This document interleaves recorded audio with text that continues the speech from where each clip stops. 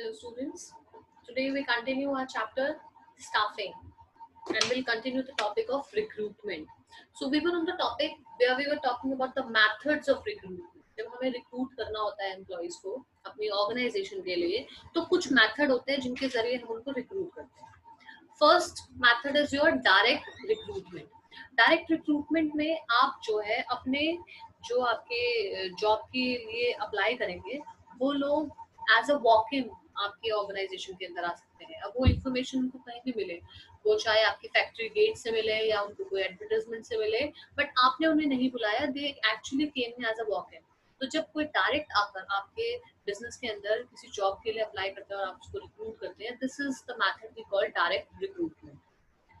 Second method is casual callers. Casual callers are basically where you call the applicants. आप अपने applicants को call करते हैं. अब उनका नंबर आपको कहाँ से मिलता है, इट डिपेंड्स. चाहे आपने रिसेप्शन पे बहुत सारे रिज्यूम्स इकट्ठे किए वहां से मिला है, या फिर पहले आप उनके रिज्यूमेस को गो थ्रू कर चुके थे, वहां पे से आपने कुछ संभाल के रखे हुए थे, तो आप नंबर्स निकालते हैं कि उस पोजीशन के लिए कौन कौन सही रहेगा और आप उनको and then you start calling them. तो this is called casual callers.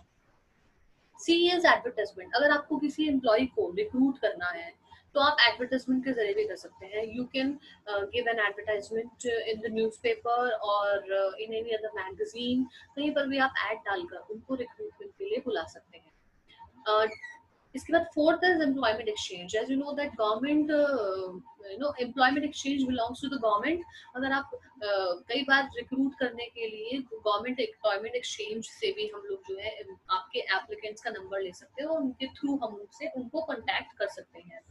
Now fifth is placement agencies and management consultancy. These all are the private basically. These are not government. ये प्राइवेट छोटी छोटी एजेंसीज बना लेते हैं लोग जहाँ पर वो मीडिएटर का काम करते हैं. वो लोग क्या करते हैं, जिन लोगों को जॉब के लिए एम्प्लॉयज चाहिए और जिन एम्प्लॉयज को जॉब चाहिए उन दोनों को मिलाते हैं. तो they actually working as a mediator. ठीक है, तो ये प्लेसमेंट एजेंसीज होती हैं.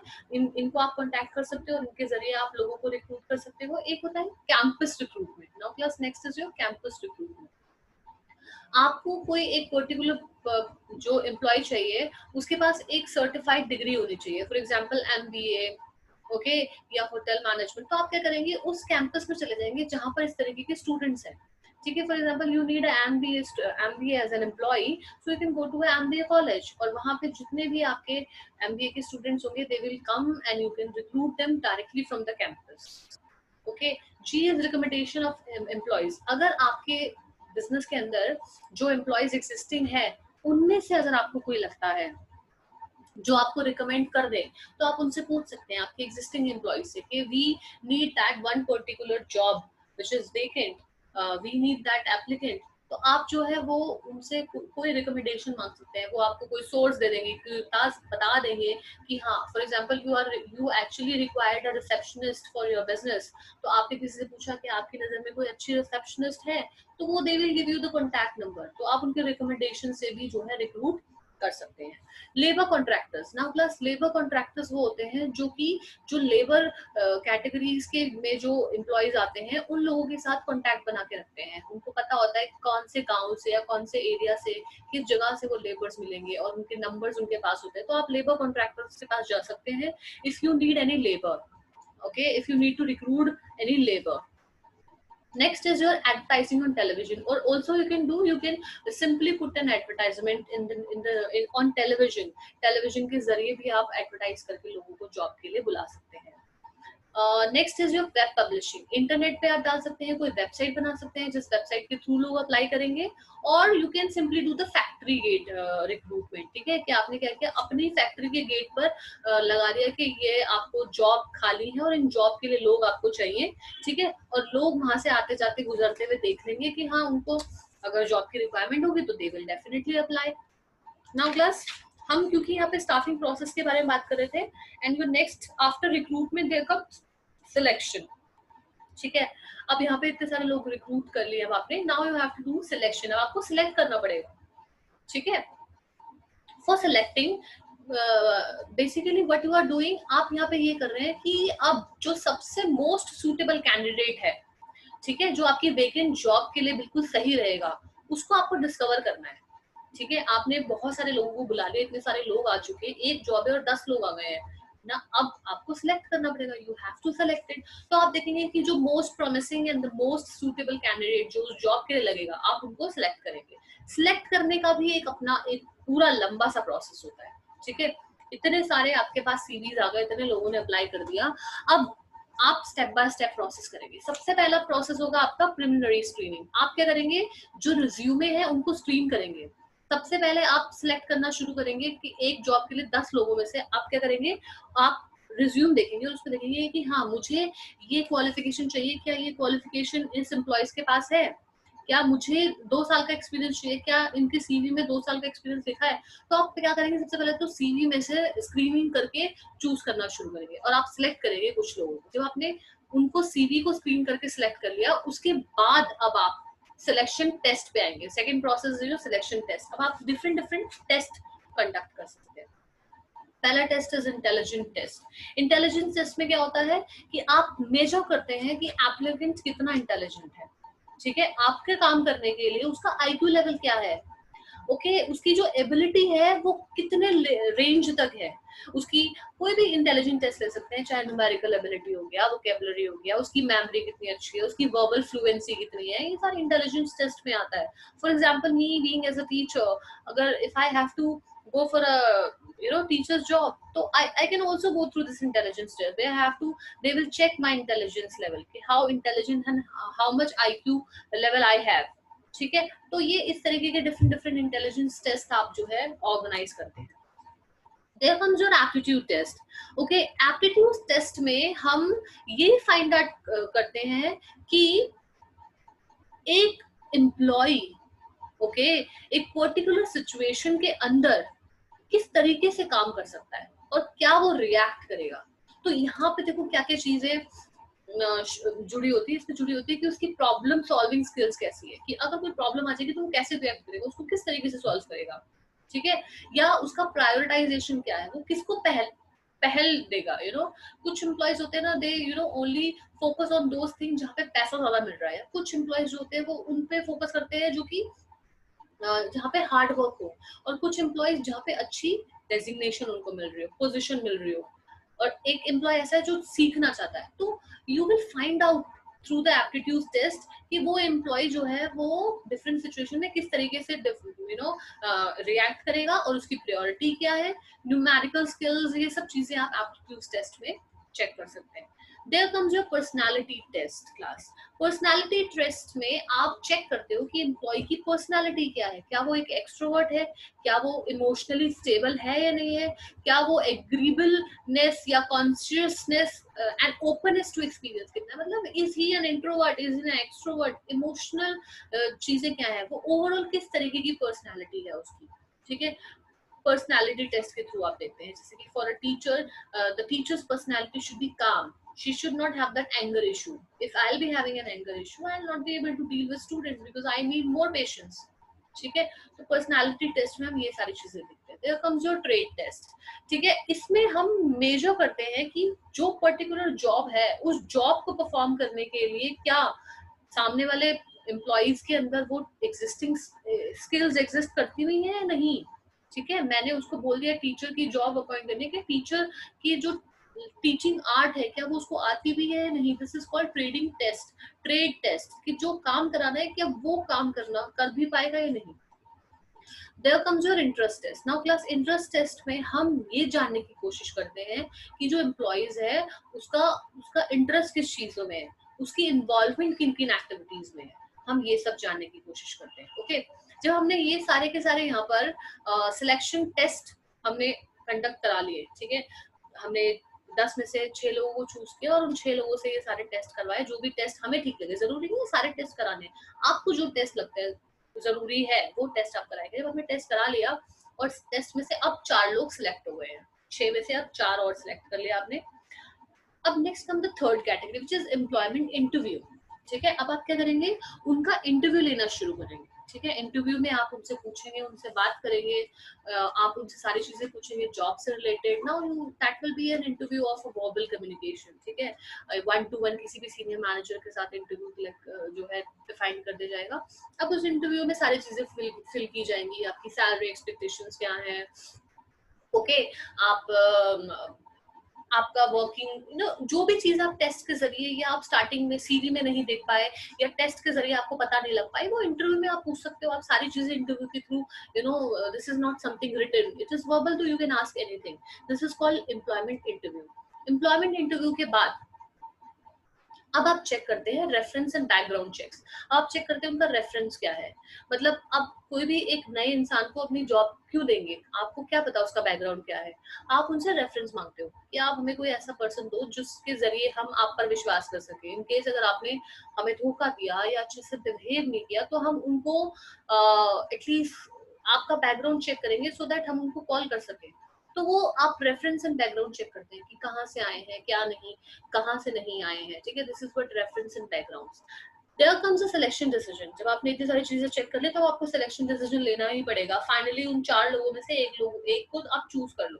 ठीक है, जैसे ही आपने चूज कर लिया उन्हें, अभी भी आपका जो है खत्म नहीं होता है डिसीजन। क्यों? क्योंकि अब आप मेडिकल एग्जामिनेशन भी करते हो। कई बार ऐसा हो जाता है कि आपने एक को चूज किया, मे बी वो मेडिकली फिट नहीं है, तो आप ऐसा करिए, आप दूसरे को मेडिकल टेस्ट कराइए, या फिर आप 4 लोगों का ही मेडिकल टेस्ट करा ले, जिसका फिट आ जाएगा उसको चूज कर लेंगे। That is up to you. तो मेडिकल एग्जामिनेशन में व्हाट वी डू, हम उनका मेडिकल चेकअप करते हैं और देखते हैं मेडिकली क्या वो फिट है या नहीं है। ठीक है, there comes a job offer. अब हम उनको जॉब ऑफर करेंगे। अगर हमने सारी चीजें देख ली और हम सेटिस्फाई हो गए, now we will offer the job. And अब हम एम्प्लॉयमेंट का लास्ट स्टेप करेंगे, which is contract of employment. अब हम एक कॉन्ट्रैक्ट बना लेंगे जिसमें सारी चीजें लिखी होंगी कि you are designated as the manager of this company, having this much salary, this is your timings, these are the rules and regulations, this is the code of conduct which you have to follow। पूरा contract बना लिया और contract आपको उनको देना है। ठीक है क्लास। तो ये तो हो गया आपका सिलेक्शन प्रोसेस। सिलेक्शन प्रोसेस के बाद आता है ट्रेनिंग एंड डेवलपमेंट। अभी भी आपका स्टाफिंग प्रोसेस खत्म नहीं हो रहा है, आपने उनको सिलेक्ट कर लिया, सब कुछ हो गया।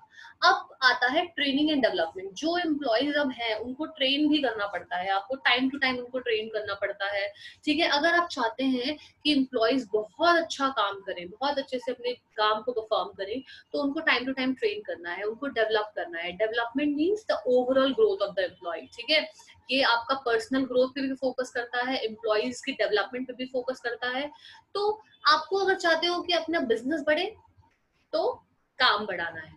काम कैसे बढ़ेगा? एम्प्लॉयज अगर अच्छे से करेंगे। एम्प्लॉयज कैसे अच्छे करेंगे, कैसे कैसे अच्छे से कर सकते हैं? अगर उनको अच्छी ट्रेनिंग और अच्छी तरीके से उनको डेवलप किया जाए।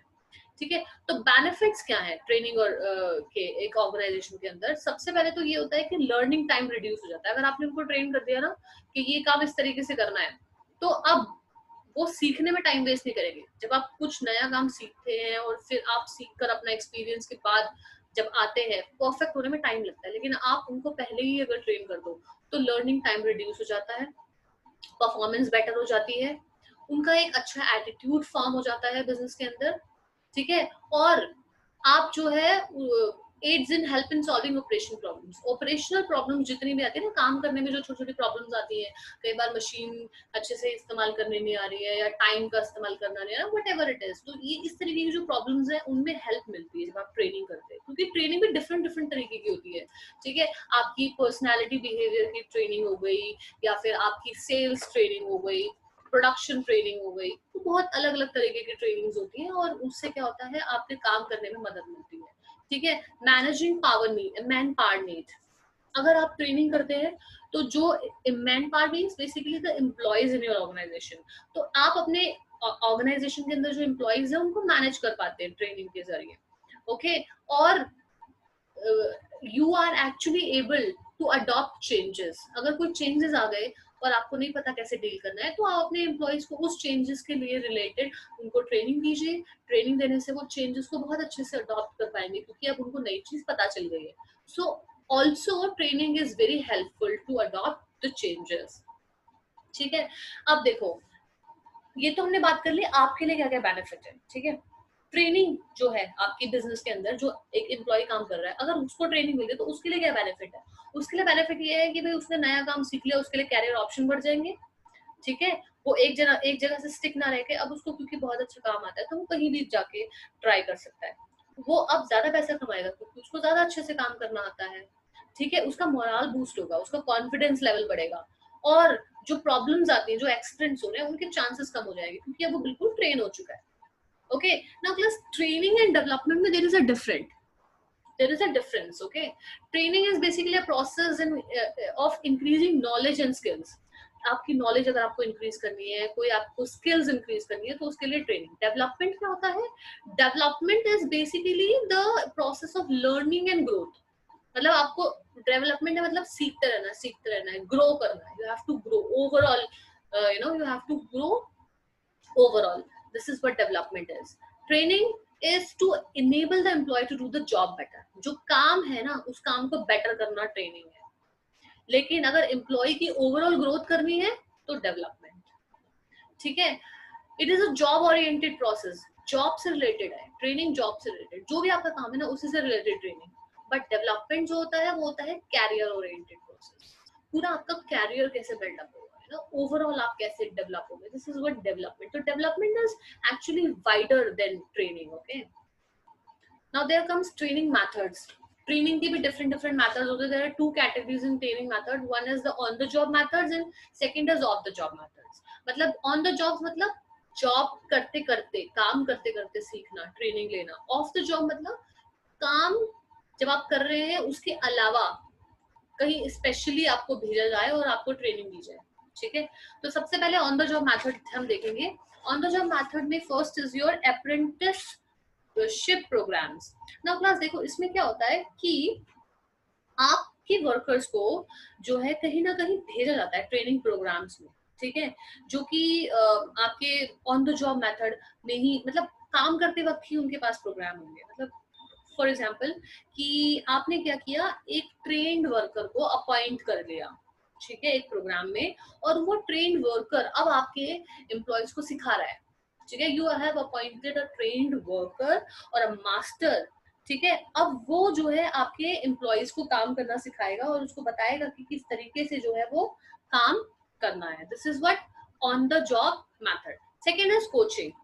नाउ क्लास, कोचिंग में व्हाट यू डू, आप what you are doing in this section coaching में आप उनको क्लासेस दे रहे होते हो, जैसे कोचिंग ट्यूशन कोचिंग होते हैं ना. इन दैट केस ऑल्सो आप जॉब के काम करते वक्त टाइम पे ही आप उनको सिखा रहे होते हो. You are actually coaching them, you are giving them the kind of tuition.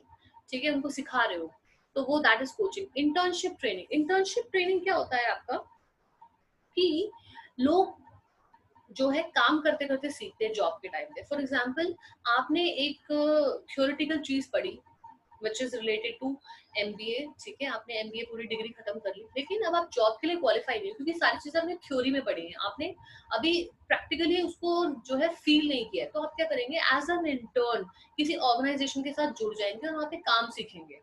तो आप काम करते करते सीख रहे हैं, वहां पर एक सीनियर पर्सन है जो आपको काम दे रहा है, और वो काम दे रहा है, आप वो काम कर रहे हो, और काम करते करते आप सीख रहे हो.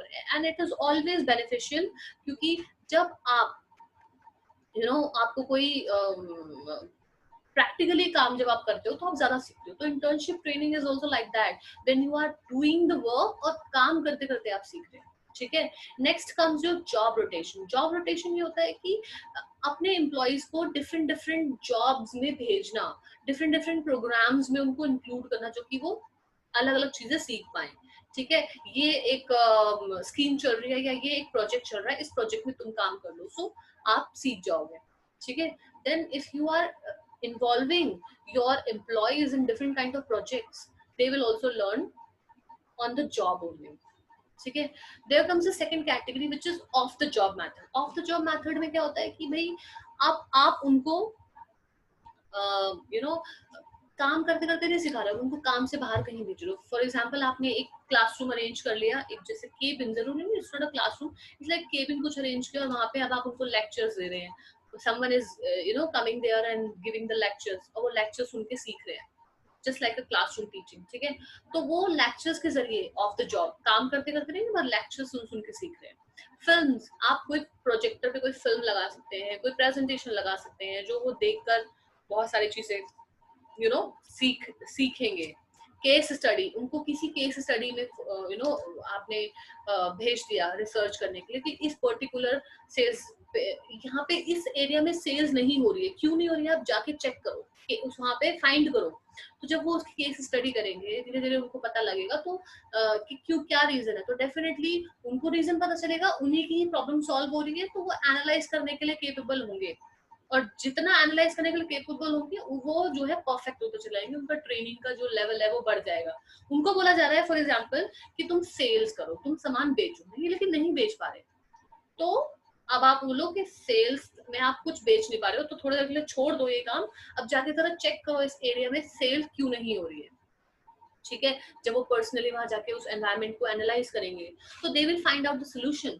तो अपनी ही प्रॉब्लम्स का सोल्यूशन फाइंड कर रहे हैं, तो केस स्टडीज के जरिए you can also train your employees of the job.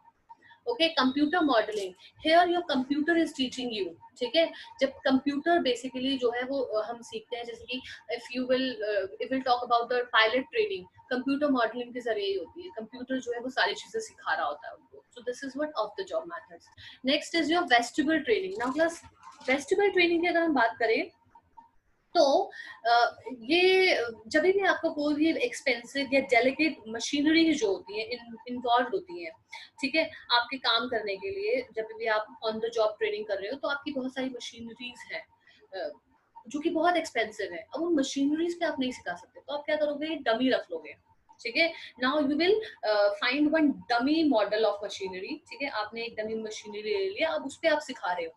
ठीक है, कि अब वो आप काम करते हुए नहीं सिखा रहे हो, लेकिन डमी चीज पे सिखा रहे हो कि इस तरीके से काम करना है। तो जब आपने डमी मॉडल बना लिया और उस पर आप सिखाओगे, that is called vestibule training. ठीक है, fifth is your programmed instruction. Programmed instruction is basically कि कोई काम जब उनको करना है तो उसकी पूरी एक लिस्ट बना दी कि पहले आप फर्स्ट स्टेप करो, देन सेकंड करो, देन थर्ड करो। अब वो उन लिस्ट को फॉलो कर रहे हैं। वो लिस्ट चाहे आपने लिख के दे दी उनको, या किसी मैगजीन में लिखी, किसी बुक में लिखी है, या कोई मशीन, कोई कंप्यूटराइज्ड ऑडियो चल रही है, वीडियो चल रही है, जो बता रही है एम्प्लॉयज को कैसे कैसे करना है। जैसे होता है ना, आप लिफ्ट में जाते हो, कैसे लिफ्ट को ऑपरेट करना है, वो पीछे से ऑडियो में साउंड आता है ना, वो एक प्रोग्राम्ड इंस्ट्रक्शन है जो आपको पूरा इंस्ट्रक्शन जो है वो उसका पूरा प्रोग्राम है, पहले से डिजाइन है किस तरीके से काम करना है, और आप उसको फॉलो कर रहे हो। वैसे ही ऑफ द जॉब मेथड्स में इस तरीके के आप प्रोग्राम इंस्ट्रक्शन रेडी करते हो, जिनको गो थ्रू करते हैं employees, and they will learn how to do the job. Okay, so with this we come to an end of this chapter.